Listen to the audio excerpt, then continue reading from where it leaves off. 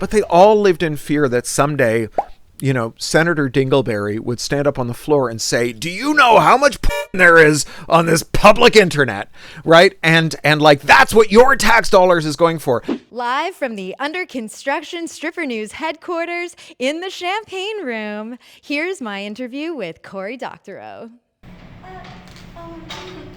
Cory, are you ready to talk? Okay. Cory Doctorow is a science fiction author, a journalist, and an activist. You can find him at craphound.com. Well, I did want to ask you about the relationship between sex work and enshittification as far as the way that sex workers get displaced off of social media platforms.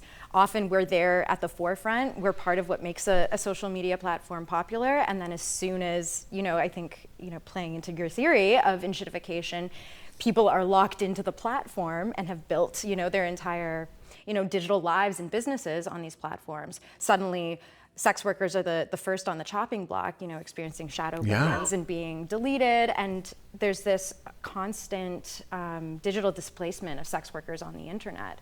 So I was wondering, one, if you see there a connection between the way that sex workers are displaced in online spaces as connected to enshittification, but also whether Sesta Fosta had an impact on expediting the enshittification of the internet as we know it. Yeah, well, so like I say, I think it's incorrect to say that there's something about sex work that makes you technical. I think it's more true that, like, in any group of people, whether it's kids or sex workers, like, think about the people we think of as like prototypically first online, right? Like science fiction fans, sex workers, kids, terrorists, right? Like, the thing that they all have in common is, like, no one wants to give them a communication forum, right? And they all face censure for their communications. They all face like some social or political or economic or criminal risk for their communications. And so, like, if you're just like a normie and everything works, then, like, you don't have to go spend the time figuring out something janky and new. You just use the thing, right? And so the first people in are always going to be people who are marginal, at the fringes, disfavored, doing something socially unacceptable. And it's not that they're like that there's a commonality, although I do think there's probably something weird, having grown up like as a weird techie kid in North York who had like a modem in 1977. Before the computer that we had at home had a screen, it was just a printer. My mom taught kindergarten in the North York board, and she would bring home 1,000 feet of paper towel from the kindergarten bathroom, and you could print up one sheet, you could print down the other side, roll it back up and put it back in the bathroom, and that was like how you computed back then.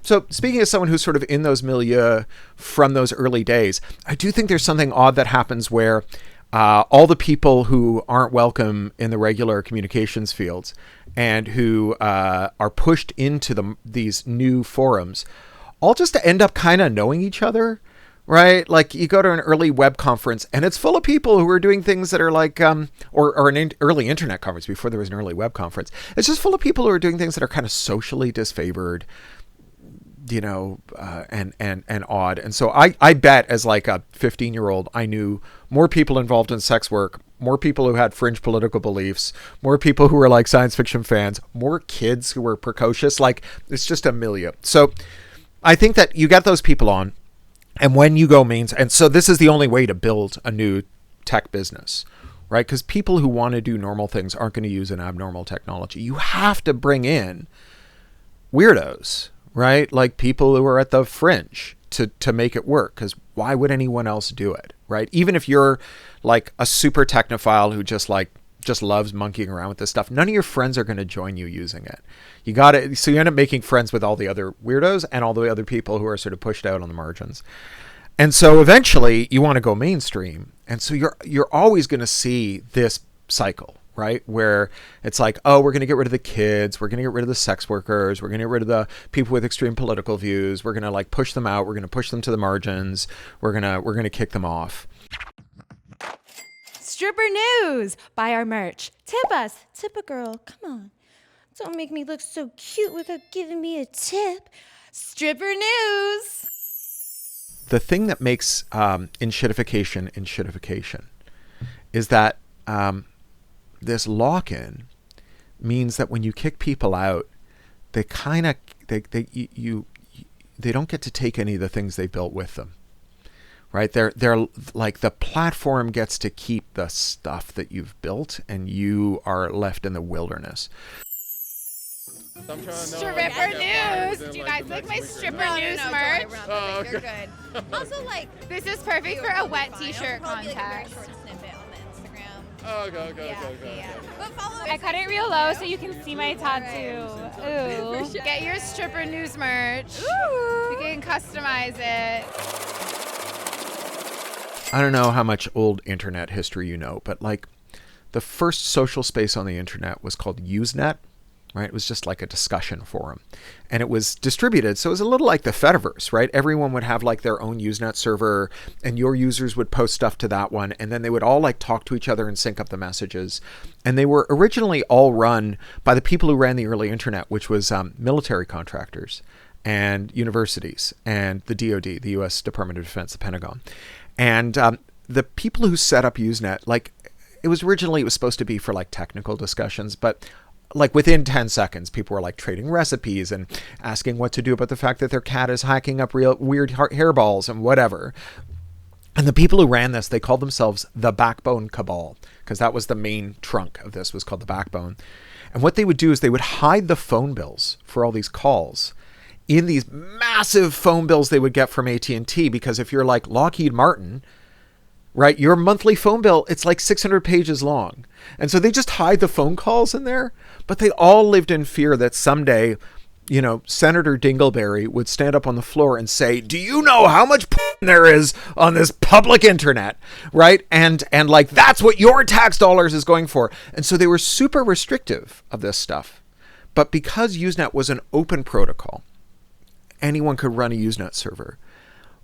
What happened was a group of disgruntled users led by one of the guys who started EFF, a guy called John Gilmore, who also started the first internet service provider. He created an alternative to Usenet called Alt. And so on Usenet, you would have news groups about science called like Sci, and recreation called .rec. And so you'd have like rec.pets.cats and sci.physics.comets, right? He set up Alt. And Alt had all the sex work on it of every kind. And early sex workers like Chrissy Canyon found their way there and like established their own presence, which, because of the way Alt worked, no one could kick off. Like an individual Usenet server could say, we're not going to carry the Alt hierarchy. In fact, when we set up the Toronto Freenet, which was the first free dial-up ISP in Canada, in Toronto, there was our biggest debate, like at the inaugural meeting, was whether or not we were going to carry the Alt hierarchy, right? Which we ended up doing. And so it meant, you know, Chrissy Canyon was able to take her fans, her business, her livelihood with her, right? It was not in anyone else's control. And the centralization and platformization of the internet has meant that whatever we build of value cannot be readily taken. And one of the reasons for that is that as this platformization was happening, we were passing IP laws, and these IP laws were making it harder and harder to unilaterally alter the way the technology worked. Brr, it's gonna be so cold in 2026. I'm trying to get over my You're gonna have to get a stripper new sweater to keep you warm. Nothing says that you love your friends and your wife than buying stripper news merch for them. We have t-shirts. We got all sorts of, this actually is really cute and really underrated. When Facebook started, everyone who might have used Facebook had a MySpace account, right? Like when they opened up Beyond American College Kids, right? And they were like, hey, normies, come use this new social media service. And so they all had a MySpace account.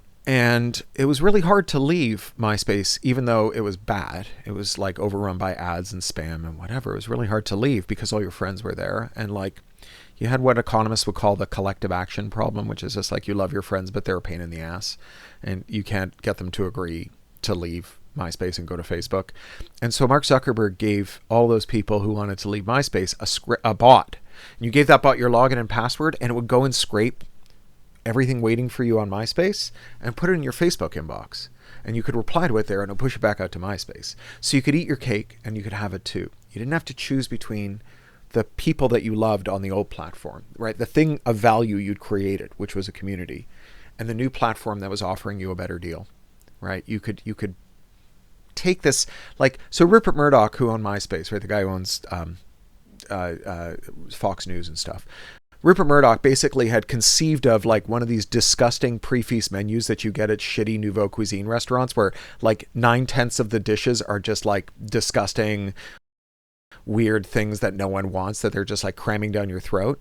And what Mark Zuckerberg did was turn it into an a la carte offer where you could just take the two things you wanted, your friends, talking to them and them talking to you, and throw away the garbage, right? If you do that to Mark Zuckerberg today, he would nuke you till you glowed. Because we have created a suite of IP laws that make that stuff what's called interoperability or adversarial interoperability. When you do interoperability without permission, we've made that illegal, right?